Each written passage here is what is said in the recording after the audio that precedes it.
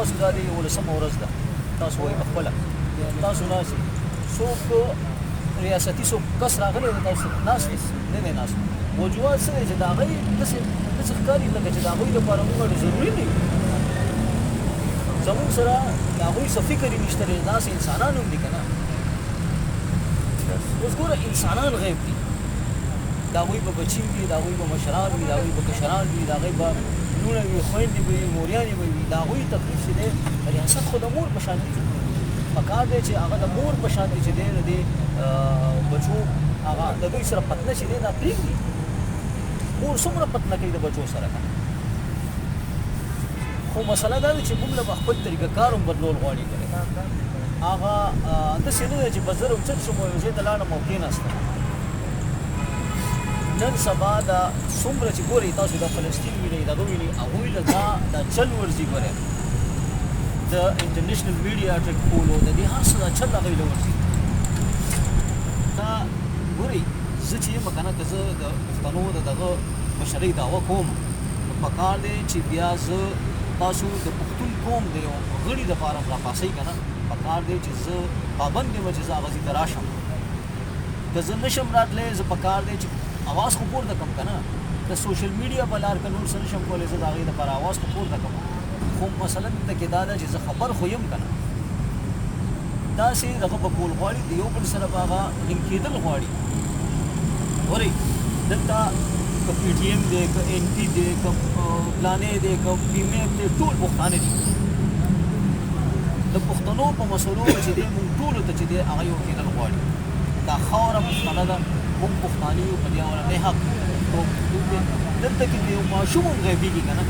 د یو ماشوم هم وژلی کېږي که د یو ماشوم حق هم خوړلی کېږي هغه زموږ د ټول قوم حق دی زموږ د ټول قوم فرض دی چې مونږ د هغې دپاره غږ پورته کړو خبره داسې شوه چې یو خو مونږ یو کس ته کنځل وکړو او مونږ یو کس خبرو ته کېنوو دې څیزونو کې فرق دی کله چې ته یو کس ته کنځل کوې که نه ته وایې چې به زه کنځل کوم نو هغه خو بس ته مسله حل کول نه غواړې که ته وایې چې زه مسله حل کول غواړم نو دغلته نه به بد رد بندو د میز جنګ چې دی که نه دا په بد رد نه کېږي ګورئ زه د 14 کالو شول چې په دې دغه کې لګیا یم عمده څیزونه لګیا دي مونږ چې دی نو صحیح ده چې جذباتو کې خلک بد هم کوي بد رد هم کوي کنځل هم کوي دغه کوي خو دا د جذباتو په ټیم کې پوره وي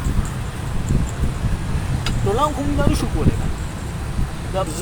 زه په پي ټي ایم کې یم زه په نیشنل پارټۍ کې یم زه په پي م ایف کې یم زه په ټولو پښتنو پارټیانو کې یم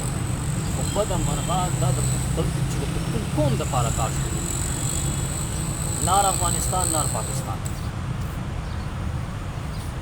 چې پښتون قوم دپاره موږ سیاست شروع کړو که نه پښتون قوم دپاره موږ خبره شروع کړو نو حلو به ګورې موږ د دې جنجټ نه وځو دې دغه نه به وځو بده مرغه مسله دا ده چې یو طرف ته راته وایي چې یاره ته د پاکستان چې ښېګړه نه غواړې نو زه تا سره نه ودرېږم بل طرف ته راته وایي چې ته د افغانیت ښېګړه نه غواړې د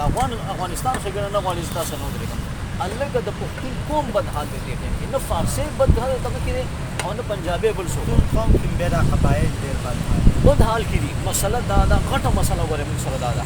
چې پښتانه مشران چې دي که نه د پښتون قوم دپاره کار نه کوي د پښتون د اولني حق دپاره کار نه کوي یا به دی د افغانستان سره تړلی وي یا به د افغانستان غم وړی وي یا به د پاکستان غم وړی دی د پښتون قوم غم نه دی وړی زه هم ستاسو په دې توسط سره دې یو هغه ته یو پیغام ورکول غواړم د کور کمانډر صاحب ته چې ریاست چې دی نو دا د ولس چې دی دا مور په حیثیت کې د ولس سره چې دی پتنه دا د مور د بچو سره پتنه ده نور دا پتنه پرېږدئ او د دې خلکو سره کښېنئ د دوی د زړه هغه دغه واورئ د غږ واورئ د دوی بچي چې دی د دوی زړه خوږ دی هغه ورته راخلاص کړئ او خدای ته وګورئ نور چې دی د دې پښتنو سره دا پتنه پرېږدئ نو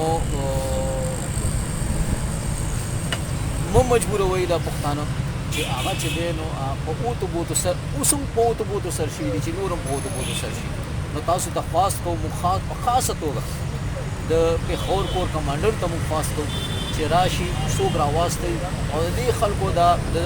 غږ واوري، د دې خلکو سره کښېني، د دوی دا مسلې حل کړي، د دوی دا کوم کسان چې دغه دي د دوی دپاره څه لاره راوباسي. ریاست چې دی هغه د مور په شانتې وي او مور سره خوند نه کوي چې د بچو سره دومره اوږده پتنه وکړي.